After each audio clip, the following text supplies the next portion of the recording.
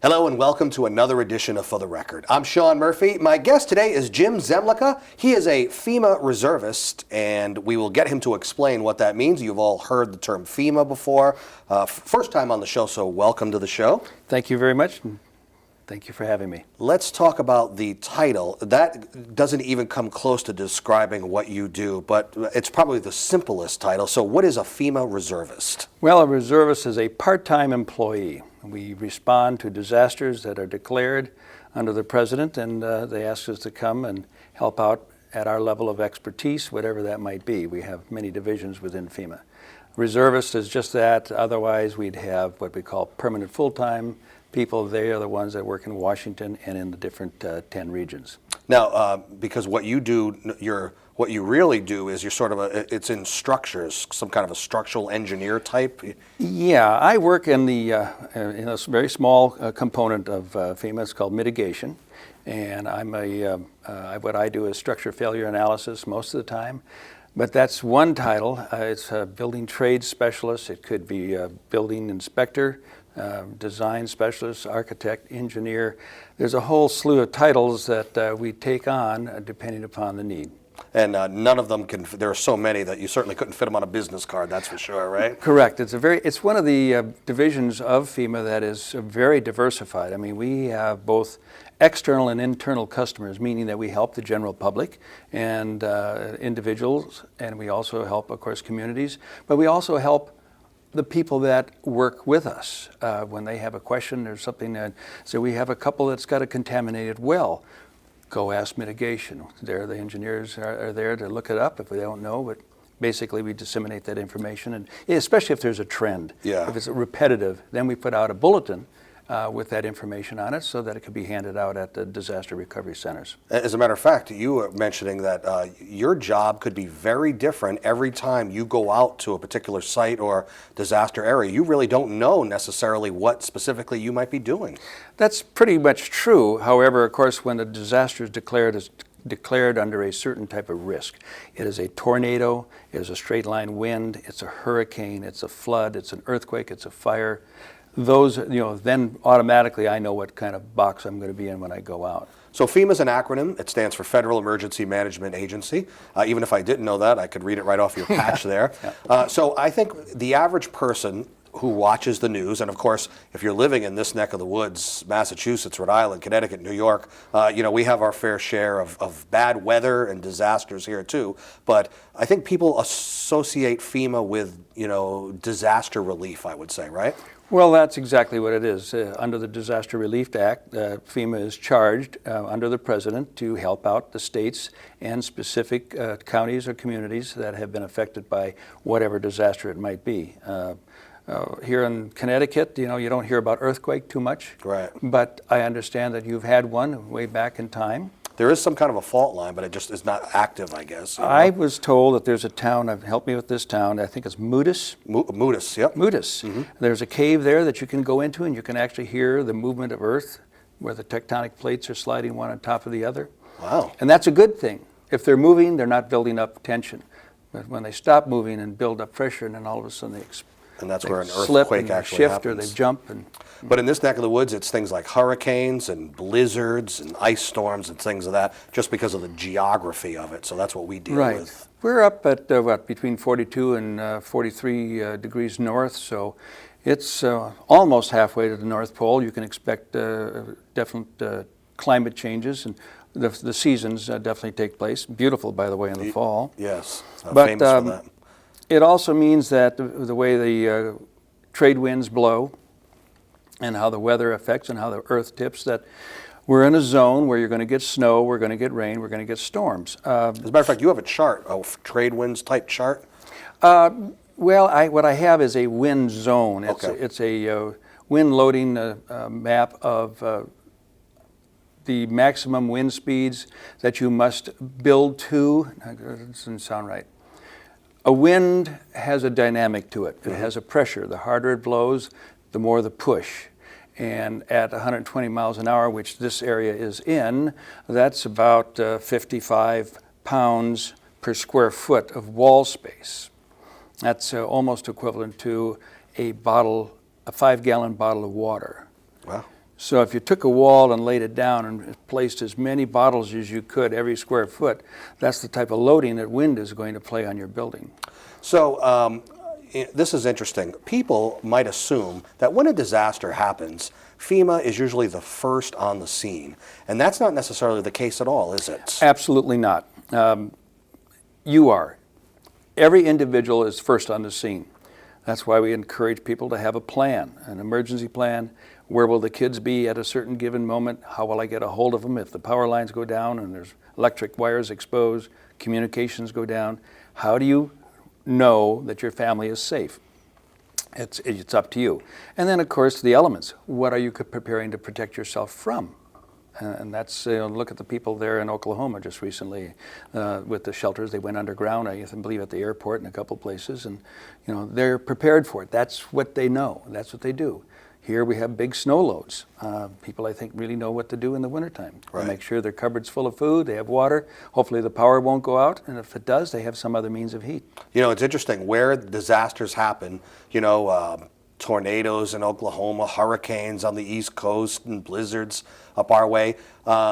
Bad things happen, but you experience them enough, and those regions start really learning what to do, and really a lot of preventative things about knowing that it's going to happen and what they can do to mitigate the circumstances, right? Absolutely. I mean, everybody really, if maybe they're not paying attention, but if they think about it, if I should ask anyone, wherever state I'm at, I say, what are your risks?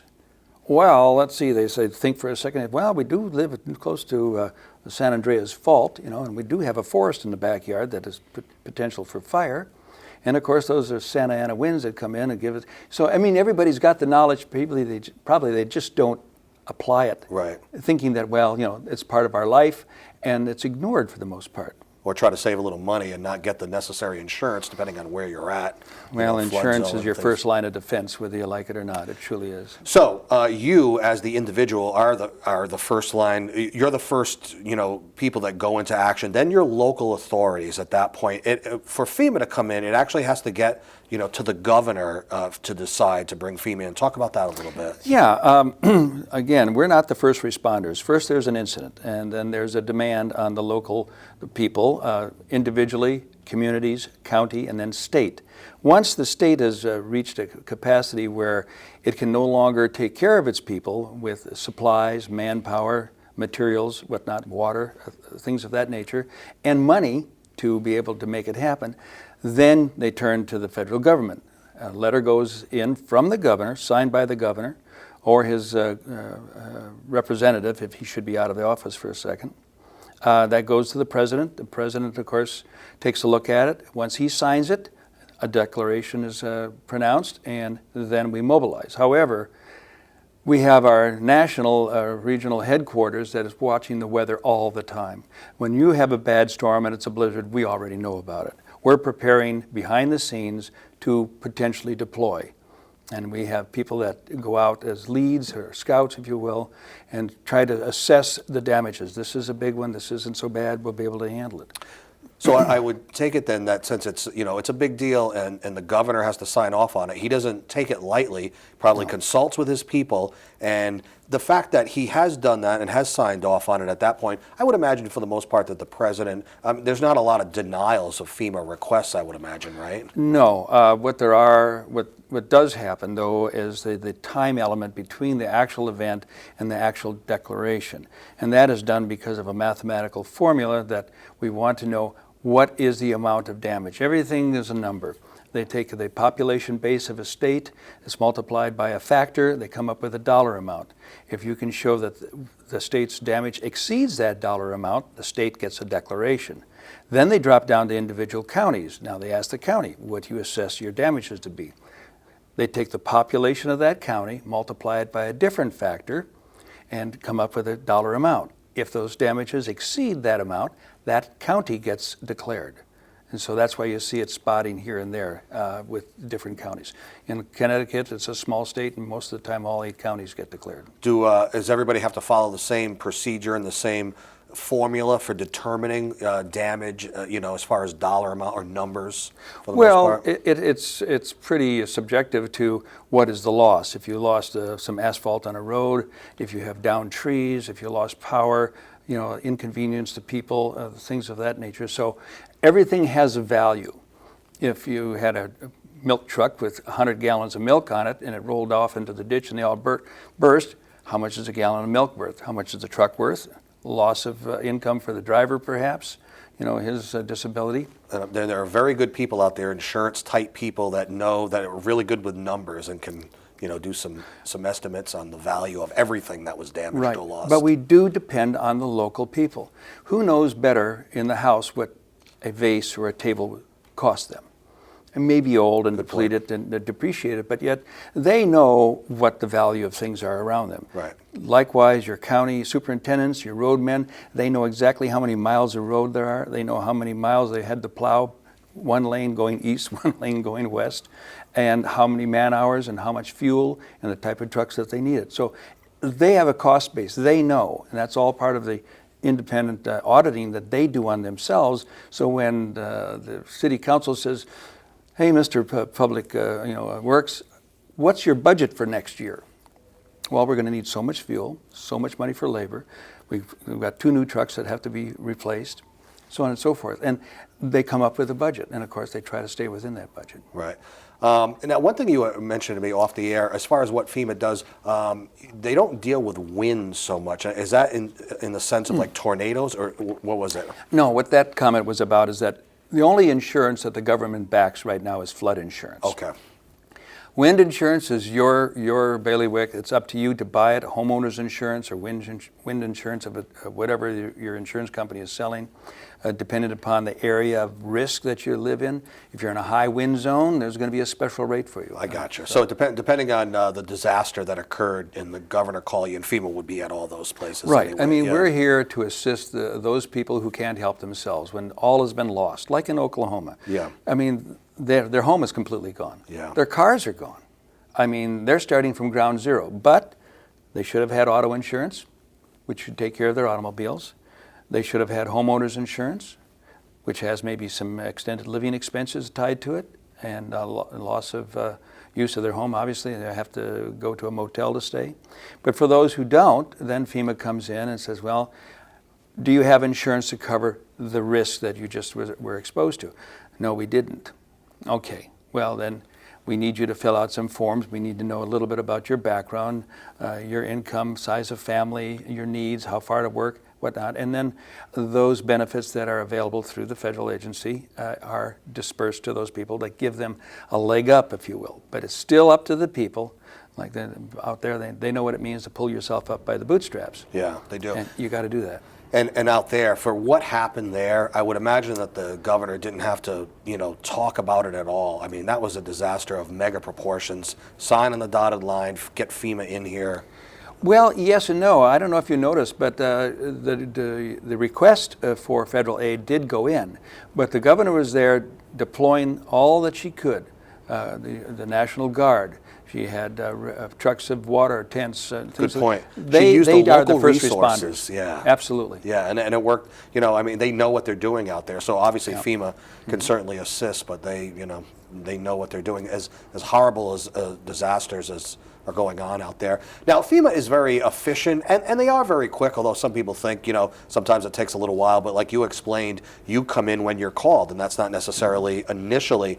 But FEMA's has changed, it's evolved, it's become more efficient, and I think a benchmark would be Katrina, where there was a little bit of criticism, but after that it seemed like there were big changes and changes for the good. Absolutely. There's always room for improvement. And the dynamics of these storms are getting far greater than we ever thought. Yeah. To give you some background, here in New England, starting with 1701, when they started keeping some records about storms, New England has suffered over 314 severe storms. That's roughly over 3+ years a reoccurrence of some type of an event. But as you know, lately, it's kind of an exponential curve. Years ago it was like one every 20 years or 30, 40 years, and now all of a sudden they're repetitive. It's year after year after year we're getting some type of storm. Yeah. It isn't a hurricane in the summer, it's a winter snowstorm that varies us. Yeah, very true. Things are changing. Global warming is a fact. It's a fact of life. It is a fact. Or climate change in general, you know. Another thing that you talked about, since New England, in this neck of the woods, the Northeast, you know, it's all about hurricanes a lot, aside from the winter stuff. Describe what you were talking to me before about the donut, about how it starts in Africa and kind of makes its way over Well, here. the trade winds, if you Google it, you can take a look at it and just type in trade winds, and it'll show you wind currents, that there's oval-shaped paths of wind that travel around and around in circles, and there's quite a few of them as you go around the Earth, both above and below the equator. They just go in a different direction as how they spin. But that donut in the wintertime is over the top of Africa, and it goes all the way over to India and just off the coast of Africa. And as summertime comes, June 1st, that donut is shifting more and more west. So now the trade winds come off of Africa. Instead of turning due north and making a quick circle through Europe, it travels all the way across into the Caribbean and makes the big dip. It comes up through the Gulf and up through the center of our country and back out over New England. So at that time of the year, which peaks at about September 15th, is when you can expect the most activity from hurricanes for the United States. But you can see as that donut shifts, the early ones will start in mid-Atlantic and maybe just almost come to the coastline, and we escaped it. But then another 3 or 4 days, it moves another couple hundred miles closer to shore, and eventually those trade winds are right over our country. And you would think that we're taping the show in Connecticut and Rhode Island. Does Long Island help us a little tiny bit as far as blockage? Absolutely. Yeah. It takes the first hit. It takes the surge. It disrupts the wind. Wind, we talk about 120 mile an hour wind zone, which this coastline is in, isn't a steady 120 miles an hour until you get at least 10 meters off the ground. Then you might get a steady wind. But as soon as it gets lower than that 10 meters, it's called ground effect. The wind starts to tumble because it's being interrupted by the ground. There's a drag of the ground. And it starts to tumble, and it vacillates back and forth.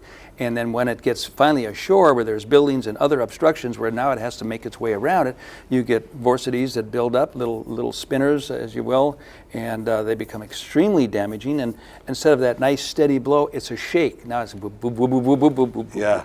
Yeah, and you had mentioned the way that the most common paths are either, when it hits like, Long Island, kind of either goes out, makes a beeline to the right, or it goes up into land, and Cape Cod is kind of in the middle where it either misses it on one side or the other side, right? Well, the wind currents are what they are. The American Society of Civil Engineers has put together a chart, and that chart is actually data gathered over many, many years to set up those zones. And so although the wind blows everywhere, it just blows a little bit faster in other places. And explanation, it's not exactly explainable, it's just a fact of data.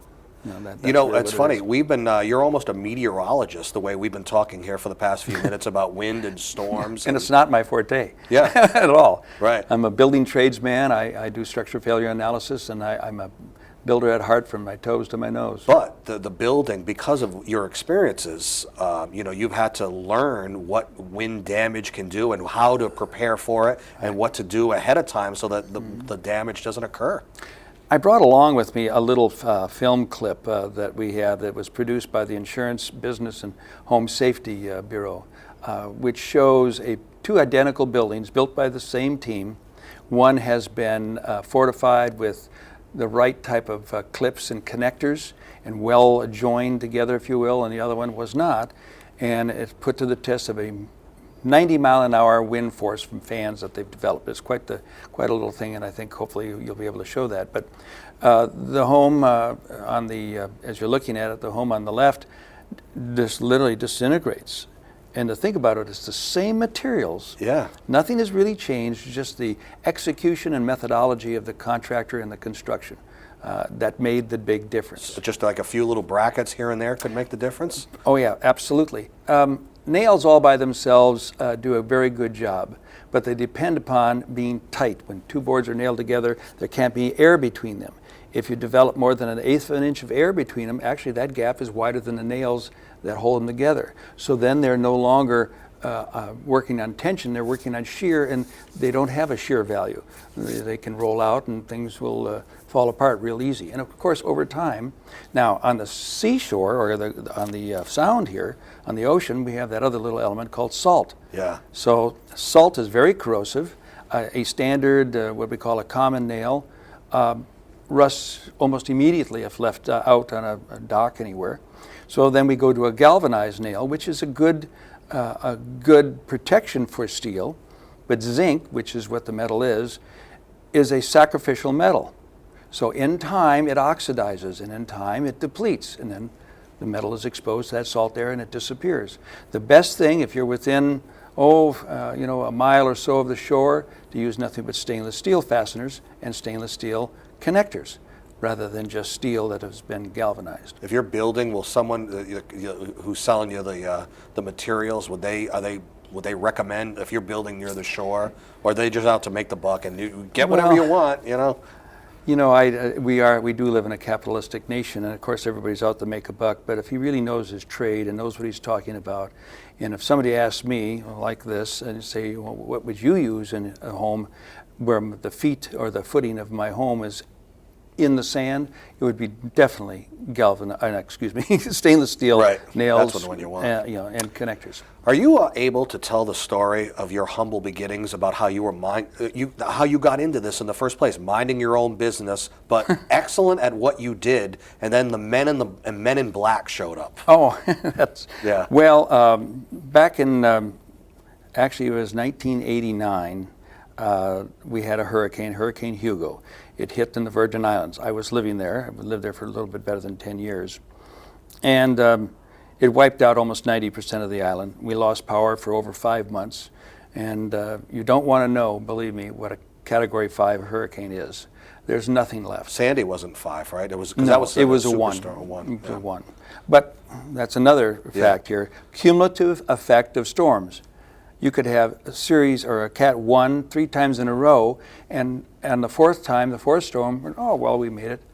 It disappears. Your home is completely destroyed, and that's because cumulative effect of these storms really is something you've got to pay attention to. So after a storm, do a really good inventory of your home to see where the joints are. If there's small fissures and cracks in your sheetrock or plaster, it's time to take note, and maybe you need to do some retrofitting. So let's get back to your story. A bad storm comes through, places around you get wiped out, but your buildings stood tall and firm. Yeah, exactly right. And as I was cleaning up my front yard from everybody's homes that were piled on top of my home, right.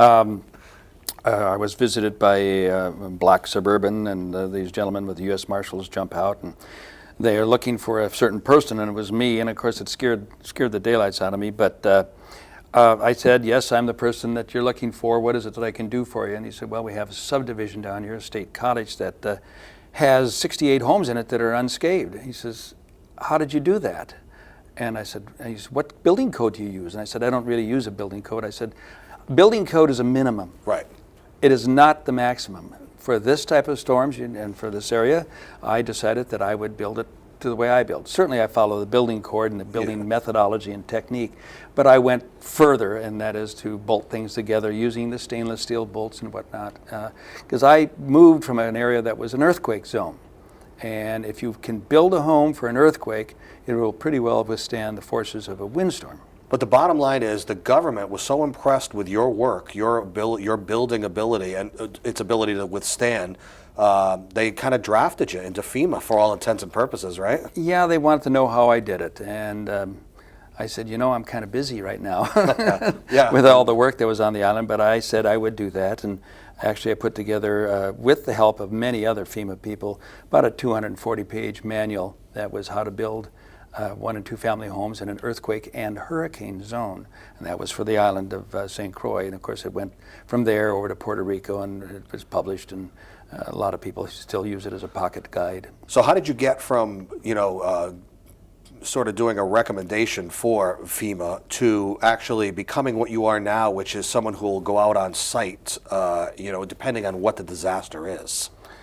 Well, it was just a matter of they asked me if I would consider doing this again at another time, and I said sure. And of course, there was another time, and Yeah, I said, there's well, I always gonna be wasn't. I was in disasters. between construction jobs, and I said, well, this ought to be kind of fun. And Yeah. when I got there, and I said, what do you need? And that's when I got the education of what FEMA really does.